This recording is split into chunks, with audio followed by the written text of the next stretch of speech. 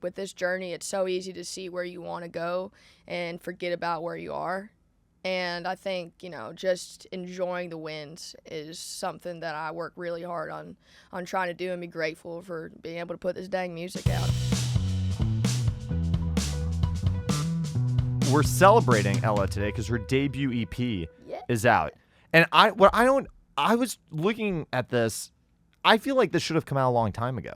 Like, I just am surprised that this is your debut EP, because in my head, I like, you were releasing music, and I just felt like for sure you would have put out a debut project. But this is it. Well, this is the debut EP. Well, and I've had a lot of questions. A lot of people have asked me why I haven't put out music yet, and for me, I wanted it to be the right songs. If I'm gonna wait, every song on there has to mean something, say something, and I think that.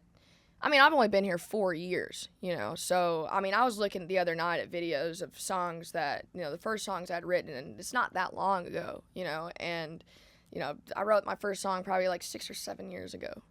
So, first actual song, not the ones I'll just be around the house writing as a kid.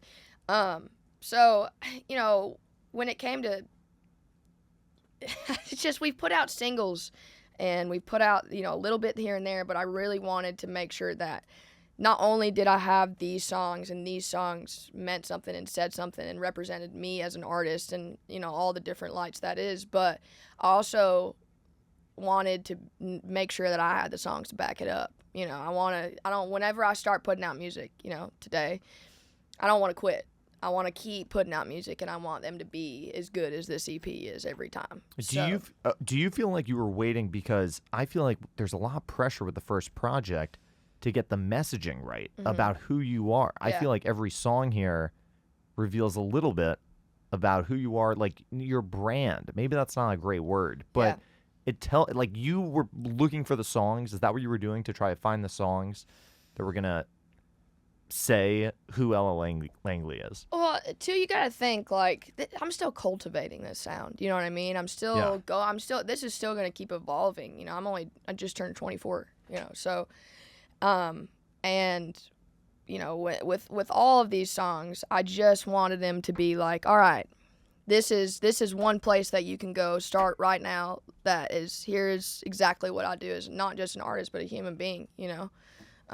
And so that's why we picked these ones specifically. And it's cool. The oldest one on there is like 2 years old. Which one? It's called Where You Left It. Yeah. It's one I wrote with Jordan Fletcher. We wrote it over Zoom because it was still Zoom times. I didn't do very many Zoom writes, but this is before I signed a publishing deal. This is when I was kind of shopping around town and just writing it anywhere, writing with everybody. And Jordan Fletcher's somebody that I've known for a while because he's from Alabama, and I watch him play shows. So it's cool. The newest one on there is probably, when you say it could have been her, is probably the youngest on there, and that one we wrote back in the summer. I think I didn't want to put it out till I feel like I had every bit of what I wanted on there. That song is really revealing about who Ella is, right? Like, if you listen to that, you're like, oh, I have a sense of who Ella is. That's the goal. That's the goal with the debut EP. That's what the debut EP has to accomplish, right? A little bit. Yeah. Well, and to me, like, whether, obviously I want this EP to do well, and I want people to love the songs, but, I just wanted it to be something that I was proud of and my team was proud of, and songs that I could go back and listen to 20 years from now and just remember where I was in my life at that point in time when I wrote the songs and when I put it out. And, all of these songs are just so special to me. Yeah. Mm-hmm. That song Could Have Been Her. That is about how you were looking at someone else and saying, I could have been that person, but that would have been miserable. That would have been horrible if I ended up like that. Yeah.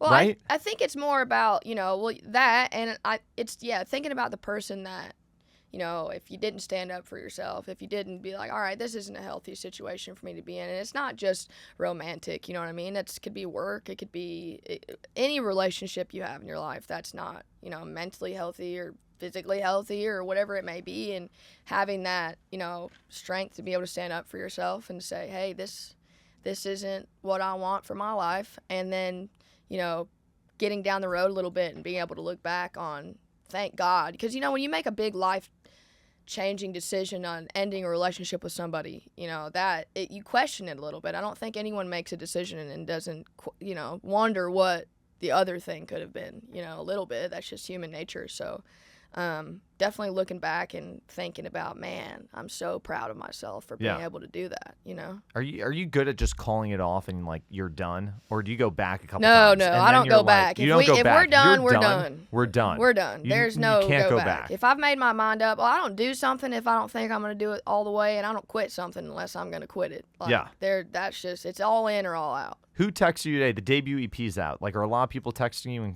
and saying, hey, this is great, congrats? Yeah, a lot of co-writers and friends and people from back home. It's just, and too, like, so much work goes into this stuff. It's so much underground work, and I feel like not just this EP, but, all the stuff that we've been doing, getting the team together and, figuring that out. I just signed my record deal not even a year ago, so just getting all of that cultivated and all the, work that went into getting this thing done, it just feels like today. Like, who's like the most famous person who's texted you being like, congrats on this album?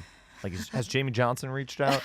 He was at the EP release party. I'm sure he will. He hasn't yet, but I'm sure he will. I mean, I have to go back to my phone. My phone is blowing a up. Bit like this morning. Has anyone?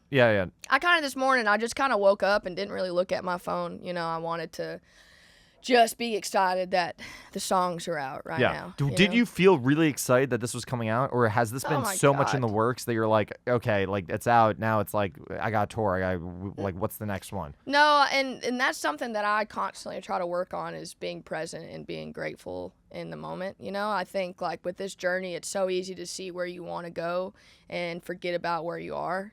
And I think, just enjoying the wins is something that I work really hard on trying to do, and be grateful for being able to put this dang music out. I mean, it's so much work has gone into it. So it feels like this little bit of relief in a way where, people actually get to hear what I've been doing. I don't have to send them songs anymore. They can go listen to it. And there's just, with this one EP, I don't feel like I need to explain my sound anymore. I feel like if you want to know it, just go listen down to this EP once. It's there. You don't have to send like a cryptic link to listen to the EP. Right. It's now on Spotify. And that's I've always had the hardest time trying to explain my sound, like, because there's so many different layers to it, and it's almost hard to explain how they make sense together until you listen to it together. And so now it's nice that there is just one body of work that is like, here you go. And what is it though? The first time I saw you play, I thought you sound like the vibe was like rocking. It almost felt a little bit like Jason Aldean maybe, but there were some deeper country roots. Yeah. Some really great songwriting. Like, what is the sound?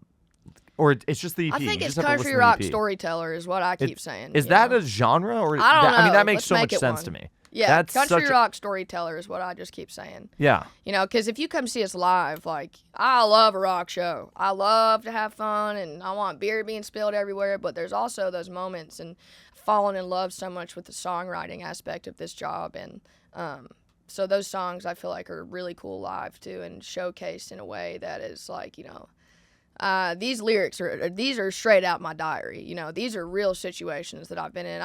I say the songwriters in this town know way too damn much about my personal life. Just because, right. I feel like my music changed a lot even in the past year, and that's another reason why I wanted to wait. And not even my music, but I think the way I approach songwriting. When I first moved here, it was like, all right, what do I think people want from me? Because you get always people are always telling you what they think about what you're doing, yada yada yada. And that's how I was trying to write. I think for the first year and a half I was here, I was like, what do people want from me? Until something happened, and I was like, I need to write this song because I need to write it, And then I think it clicked in my brain where I was like, okay, I write about real situations and real things. And there's also obviously songs on there like That's Why We Fight, that is just such a fun, just a good rock song, you know what I mean? And it has, a story behind it, but, that is something that I hold really close, and I think country does so well, is the stories behind the songs and the stories in the songs. I feel like you really get to learn who that artist is, even if you didn't follow them on social media, if you didn't know anything about their life. I feel like, you get to know them as a human being, and that's what makes people fall in love with an artist.